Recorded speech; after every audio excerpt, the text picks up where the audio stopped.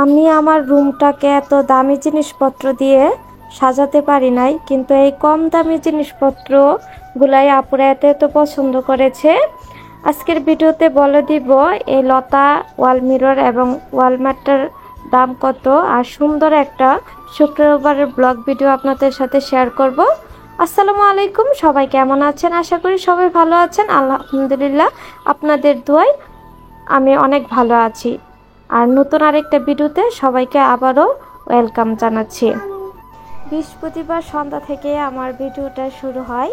তো বৃহস্পতিবার সন্ধ্যার দিকে কারিমের বাবা অফিস থেকে বাড়িতে আসার টাইমে লিচু নিয়ে আসছে। আর এবারের লিচু হচ্ছে এবারের সিজনের জন্য আমাদের প্রথম খাওয়া। তো কারিমা খুবই পছন্দ করে লিচু, এবং সে মানে লিচু খেয়ে তার বাবাকে রিভিউ দিতেছে লিচুগুলা কেমন, মানে বলতেছে বাবা অনেক মিষ্টি। তো শুক্রবার সকালে এই ফার্স্ট সকাল সকাল ঘুম থেকে উঠলাম শুক্রবারে। আর ঘুম থেকে উঠে আমি এক গ্লাস চিয়া সিড খেয়ে নিয়েছি। কারিমার বাবাও খাবার খেয়ে নিয়েছে, কারিমাও নুডলস খেয়ে নিয়েছে।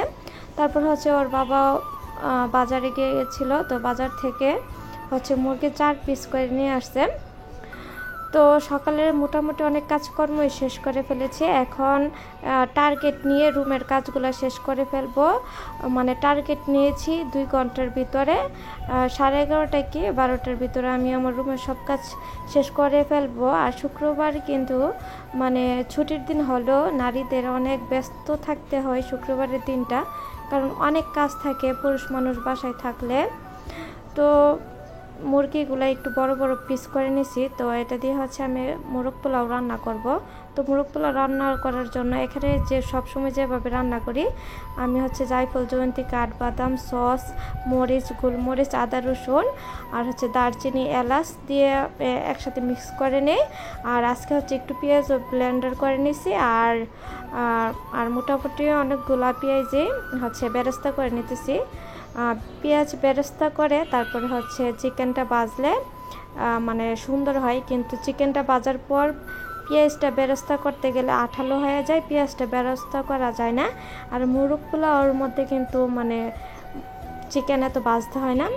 তো আমি হচ্ছে পেঁয়াজ ব্লেন্ডারটা যেটা করে রাখছিলাম এটা আগে দেওয়ার পর ওই মশলাটা সবটা মশলা যেটা রেখে দিয়েছিলাম মোরগ পোলাওর আর হচ্ছে পেঁয়াজের বেরেস্তা, কাঁচামরিচ সব কিছু দিয়ে একটু নাড়াচাড়া দিয়ে হচ্ছে একটু পানি দিয়ে দিব। এটা কষাতে হয় না মশলা, যখন মানে মশলা ঝোল দিয়ে দেওয়া হবে তখন আস্তে আস্তে শুকাতে শুকাতে মশলা কষানো এবং রান্না সব হয়ে যাবে। তারপর হচ্ছে চিনি, ঘি আর হচ্ছে পাউডার দিয়ে দিছি গুঁড়া দুধের। তো গুঁড়া দুধের পাউডারটা দিলে কিন্তু একটা শাহি একটা ফ্লেভার আসে। আর এই রুচটা খেতে কারিমার বাবা অনেক পছন্দ করে, এই মোরগ পোলাওটা আর কি। তো ডিম রান্না করি নাই, এই রুচটা হলেই চলবে। তো হচ্ছে আমি রান্নার পর যে কাজটা করি সবসময় হচ্ছে চুলাটা আগে মুছে নিয়ে, গরম অবস্থায় মুছলে উপরে মানে টাইসের মধ্যে যে তেলগুলো ছিটে যায় সেগুলো সহজে উঠে যায়, গরম গরম থাকে যে কাপড়টা দিয়ে মোছা হয়।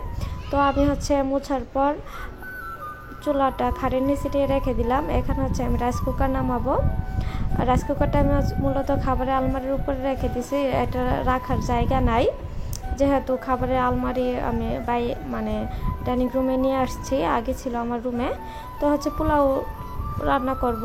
তো পোলাও 1 কেজি নিলাম। তো কারিমার বাবা রোস্ট আর হচ্ছে পোলাওটা অনেক অনেক পছন্দ করে আমার হাতে। দেখা যায় মোরগ পোলাও রান্না করলে দুপুর রাতে এই খাবারই খাওয়া হয়। তো সব কিছু মিক্স করে পোলাওটা বসিয়ে দিয়েছিলাম রাইস কুকারে। তো অনেক সুন্দর হয়েছে জর্জরা। যখন পানিটা শুকিয়ে আসবে তখন যদি নাড়াচাড়া দিয়ে দিতাম তাহলে পেঁয়াজটা আর উপরে বেশি উঠতো না। তো যেহেতু আমি নাড়াচাড়া দিই নাই, পেঁয়াজটা বেশি উঠছিল, কিন্তু মাশাআল্লাহ পোলাওটা অনেক জর্জরা হয়েছিল। তারপর রান্নাবাড়া সব সেরে কিচেনটা পরিষ্কার করে চলে আসছি। আসার পর হচ্ছে রুমটা মানে বিছানার চাদরটা উঠিয়ে নিলাম, আগে যেটা বিছানা ছিল। তারপর বালিশের কাপড়টিও চেঞ্জ করে নিছি। আর প্লিজ সবার কাছে ছোট্ট একটা রিকোয়েস্ট, সবার ভিডিওর শুরুতে একটা লাইক দিয়ে দিবেন, কারণ আপনারা অনেকে আমার ভিডিও দেখেন কিন্তু ভিডিওতে এক তো লাইক আসে না। তো 2-2.5 ঘন্টার যে টার্গেট নিয়ে কাজ শুরু করে দিয়েছিলাম, তো কাজও আমার শেষ। এখন হচ্ছে আপনাদের ভাইয়া নামাজে যাবে, 12টা 22 বাজে। তো সে নামাজে যাওয়ার আগে সব সময় টুপি খুঁজে পায় না, তো আলমারি সব কিছু মানে দেখেছে, কোথাও পায় নাই, তো টুপি ছাড়াই হচ্ছে নামাজে যাচ্ছে। তো যাওয়ার পর আবারও বিছানাটা ঝাড়ু দিছি, কারণ ও বসে বিছানার চাদর একটু কুঁচকায় ফেলছিল। আর আমি তো গেমে গুমে শেষ, কাজ করতে করতে সব কাজ শেষ। তো এই প্রথম মানে শুক্রবার এত তাড়াতাড়ি কাজ শেষ করেছি। আসলে যে কোনো কাজ টার্গেট নিয়ে করলে খুব দ্রুতই শেষ হয়ে যায়। তো 2 দিন আগে আমি একটা ভিডিও দিয়েছিলাম মিররের, তো আপুরা এত এত পছন্দ করেছেন। এগুলো এত দামি না, তারপর আপুদের এত এত ভালোবাসা পেয়েছি এই ভিডিওতে, কি বলবো। তো এই ভিডিওতে অনেক অনেক কমেন্ট এসেছে লতার দাম কত, ওয়ালমেটটা এবং ওয়ালমিররটার দাম কত বলার জন্য। তো আপুদের জন্যই মানে বলে দিতেছি। আর যেহেতু আমি ব্লগ করি, ব্লগ আকারে আর কি উত্তরগুলো দিতেছি। তো মিররটার দাম হয়েছে, ওয়াল মিররটার দাম হয়েছে 800 টাকা।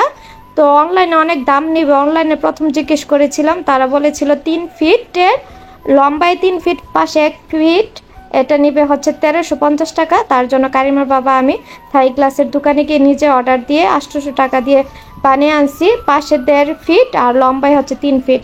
আর লতাটার দাম হচ্ছে 450 টাকা 8 ফিটের। আর এই ওয়ালমেট মিররটার দাম হচ্ছে 750 টাকা। তো ওয়ালমেট মিররটা লতাটা আমি হচ্ছে ডেলিভারি 400-1300 টাকা দিয়ে পেজ থেকে এনেছি। তো আশা করি আপুদের উত্তর পেয়ে গেছেন। আর এগুলা দিয়ে আমার রুম সাজানোর পর রুমের লুকটাই চেঞ্জ হয়ে গেছে, কি বলবো। তো খাওয়া দাওয়া শেষে বিকেলে কারিমাকে নিয়ে ছাদে চলে আসছি। তো ছাদে আসছি গাছে পানি দিব। আর এই জেব্রিনা গাছটা হচ্ছে আমি কিছুদিন আগে ভার্সিটিতে গিয়েছিলাম, তখন পরীক্ষার টাইমে আর কি নিয়ে আসছিলাম। তো এই গাছটা আমার রুমে কেন জানে বাঁচে না, আমি বুঝি না। এ পর্যন্ত 3টা টব আনছি, এই গাছের একটাও বাঁচাতে পারলাম না। তো এটাও দেখতেছিলাম পাতা শুকায় শুকায় আসতেছে, কিরকম জানে মরে যাবে ভাব। তার জন্য ছাদে না রুদ্র দিছি এবং ছাদেই রাখতেছি এই গাছটা। তো রুমে কেন এই গাছটা বাঁচে না আমি বুঝি না। তো যাদের আছে আমার ভিডিও দেখতেছেন অবশ্যই কমেন্টে জানাবেন এই গাছটার বিষয়ে, কিভাবে আমি রুমে রাখতে পারবো এবং ভালো থাকবে, গাছটা মরবে না। আমার আজও পর্যন্ত 3টা টব মানে আনছি এই গাছের, কিন্তু একটা গাছও বাঁচে নাই। তারপর হচ্ছে এই মানি প্লান্ট গাছটা অনেক সুন্দর মাশাআল্লাহ। তো এই গাছটা একটু রৌদ্র দেওয়ার জন্য রেখে গেছিলাম। তো এই গাছটার অনেকবার ডাল কেটে ফেলছি, তার জন্য গাছটা এখনও ছোটো আছে, কিন্তু এই গাছটা অনেক গ্রো করে। তারপর হচ্ছে আমাদের ছাদে কিন্তু অনেক গাছ আর সার থাকে সবসময় ছাদে, যেহেতু দেওয়া হয়। তো ইউরিয়া সার আর এটা কি সার আমি জানি না, কারণ সার সম্পর্কে আমি খুবই কম জানি, আর নামও জানি না এতটা। আর দিয়ে দিতেছি ঘুরাই না, সাইডে গাছের ঘুরাই দেওয়া যাবে না সার, কারণ সার গাছের ঘুরাই দিলে গাছ মরে যাবে। তো সবসময় শুনেছি সাইডেই দিতে হয়। তো অলরেডি কারিমা পানি দেওয়া শুরু করে দিচ্ছে। আমাদের ছাদের যে টাইলস বিছানো খাটের মতন, এটাতে হচ্ছে আমরা সবাই বিকেলে বসে থাকি বা রাত্র এইটার মধ্যেই ঘুমিয়েছি। তো কারিমা পানি দিতেছে। আর যখন মিষ্টি কুমড়া গাছটায় ও পানি দিতে আসছে, মা এটাতে বেশি করে পানি দিব, এটা আমার দাদুর গাছ, যদি এই গাছটা মরে যায় আমার দাদু কান্না করবে। কারণ কারিমার মুখের কথাই মানে অনেক সুন্দর লাগছে, ও অনেক সুন্দরভাবে বসে। তারপর হচ্ছে আমি আসছি পানি দেওয়ার জন্য, আর আমার পাকনা পরি হচ্ছে ঝাড়ু দিতেছে। আর হচ্ছে এই করমচা মাশাআল্লাহ অনেক করমচা আসতো এই গাছে, এবার খুবই কম আসছে, আবার অনেক ডালও কেটে ফেলা হয়েছে। তো যে কারণে আমি ছাদে পানি দিতে আসছি। অনেকেই হয়তো বা জিজ্ঞেস করতে পারেন বা ভাবতে পারেন যে আপু তো কখনো ছাদে পানি দেয় নাই, ভিডিও দেখে নাই, তো আজকে কেন ছাদে আসছে। তো আমার ননদ মানে সবাই চলে গেছে হচ্ছে আমার শ্বশুর বাড়িতে, অনুষ্ঠান আছে। তো আমি যাই নাই বাড়িতে, শুধু আমি একা। তো আমি আছি, আমি এই গাছে পানি দিতেছি। যখন তারা না থাকে সবসময় আমি মানে পানি দিয়ে থাকি, আর তারা থাকলে আমি ছাদে পানি আসি না, মানে খুবই কম আসি আর পানি দেওয়া হয় না। কিন্তু তারা না থাকলে আমি পানি দিই আর কি গাছে। তো ভালোই লাগে গাছের যত্ন করতে। আর ঢাকা মানে এত বিল্ডিং আর বিল্ডিং, ছাদে উঠলে দেখা যায়। যখন আমরা ছোটো থাকতে ছবি দেখতাম টিভিতে, তখন ছবির মধ্যে এত বিল্ডিং দেখা যেত, তখন ভাবতাম মনে হয় ঢাকায় এত বিল্ডিং থাকে আর কোথাও থাকে না। আর এখন কিন্তু ঢাকা বিল্ডিং না, গ্রাম অঞ্চলও হয়ে গেছে।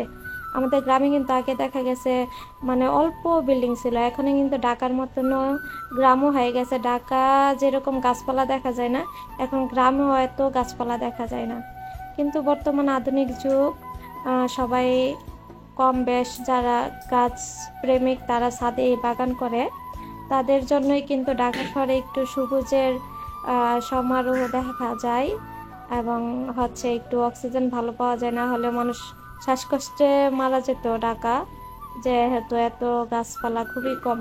তো আমি 2টা লেবু পেরে নিছি গাছের, আর হচ্ছে 2টা বোম্বে মরিচ পেরে নিতেছি। আর লেবুগুলো মাশাআল্লাহ মানে অনেক ঘ্রাণ এবং হচ্ছে অনেক রস। বোম্বে মরিচ এখনো খাই নাই, রুমে আছে। তো এই ছিল আজকের ভিডিও। তো কেমন লেগেছে অবশ্যই কমেন্টসে জানাবেন, কারণ আমি যতটুকু পারি আপনাদের সাথে শেয়ার করার চেষ্টা করি। আর আপনারা আমাকে কমেন্টে জানাবেন আপনারা কোন ধরনের ভিডিও দেখতে চান, বা যা যা প্রশ্ন থাকে আমাকে করতে পারেন। তো আজকের মতো বিদায় নিচ্ছি, সবাই ভালো থাকবেন, সুস্থ থাকবেন। আল্লাহ হাফেজ, আসসালামু আলাইকুম সবাইকে।